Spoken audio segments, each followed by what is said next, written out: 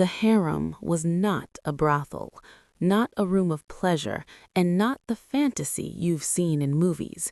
It was a closed world where girls learned how to watch, wait, adapt, and sometimes quietly rule. Tonight, let me tell you a story about that world.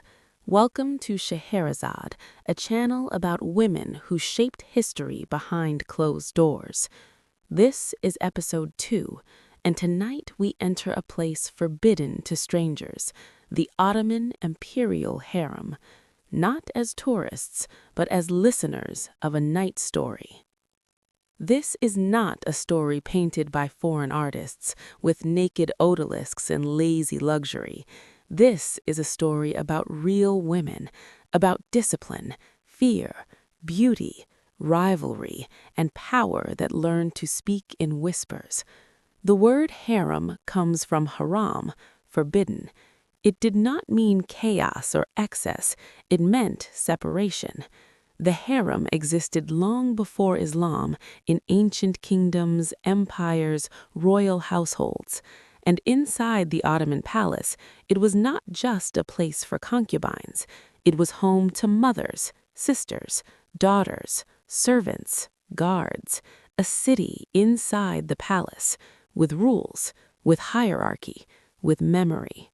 At the top of this world stood one woman, the Valide Sultan, the Sultan's mother. Her power was not loud. She did not ride horses into battle, but she controlled access. She decided who moved closer and who disappeared into silence.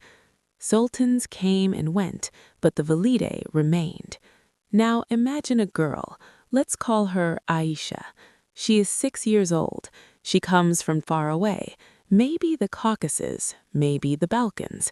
Maybe she doesn't even know where home is anymore. She enters the harem not as a woman, but as possibility. And very quickly she learns the first rule.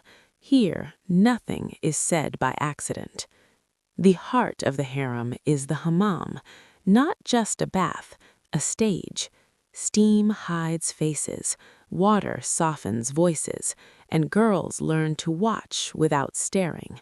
Friendships begin here, so do rivalries. A smile can be a bridge or a warning.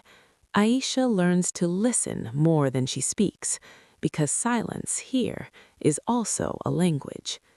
Mornings begin with prayer.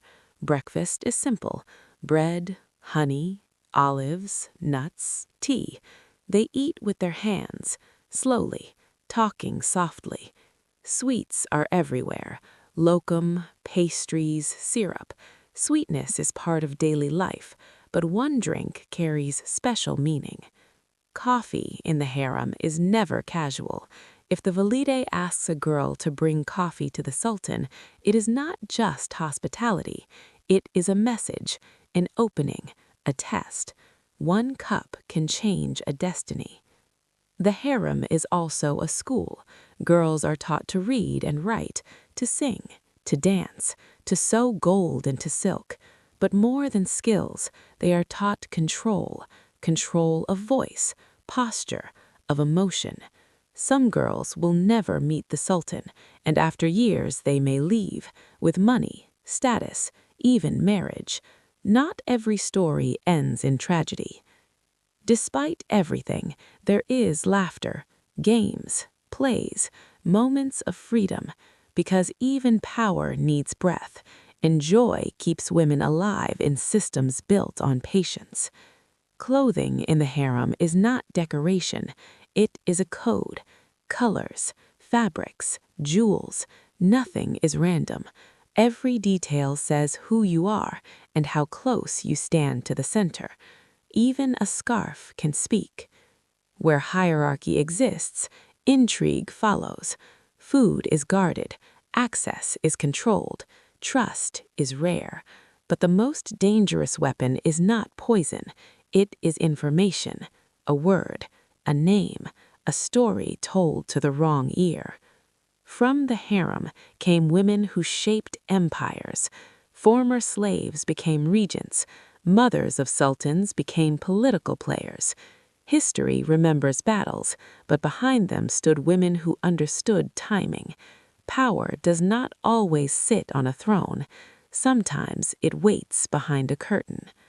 Aisha stands by the window. She doesn't know who she will become, but she already knows the rules. Silence is not weakness, waiting is not defeat, and survival is an art. The harem was not heaven, and not a prison. It was a school of strategy. If this story stayed with you, subscribe to Scheherazade. Tomorrow night, I can tell you how women of the harem influenced the empire itself.